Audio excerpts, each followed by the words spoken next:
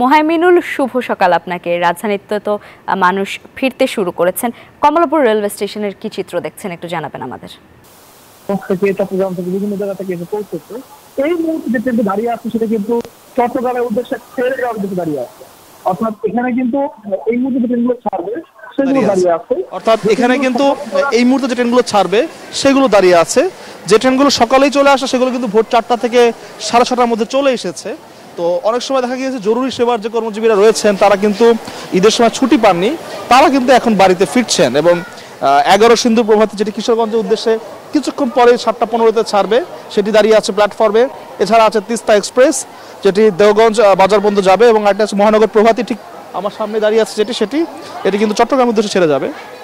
এরপর আছে সুন্দরবন এক্সপ্রেস যেটি খুলনায় খুলনার উদ্দেশ্যে ছেড়ে যাবে শহরতলি 14 নম্বর প্ল্যাটফর্ম থেকে।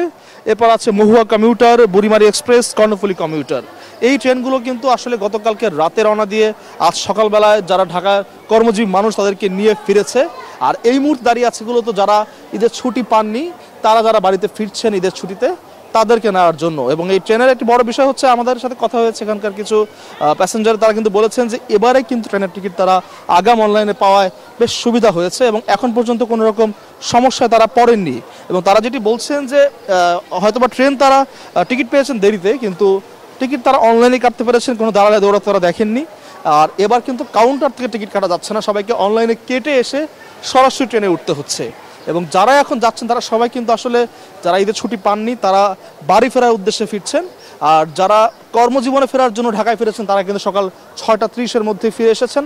আরও কিছু ট্রেন কিন্তু দুপুর 12টা থেকে 2:30টার মধ্যে এসে ঢাকায় পৌঁছবে, সেগুলো কিন্তু ঈদে ঘর থেকে কর্মস্থানে নিয়ে আসবেন ঢাকার কর্মজীবী মানুষদের। তো কমলাপুর রেল স্টেশনের এখান থেকে এই ছিল এখন পর্যন্ত আমার কাছে সর্বশেষ তথ্য। ধন্যবাদ আপনাকে। বান্ডেল থাকলে প্রতি সেনমানিতে টাকা বাঁচবে। বিকাশ সেনমানি বান্ডেল কিনে জিতুন প্রতি লেনদেনে।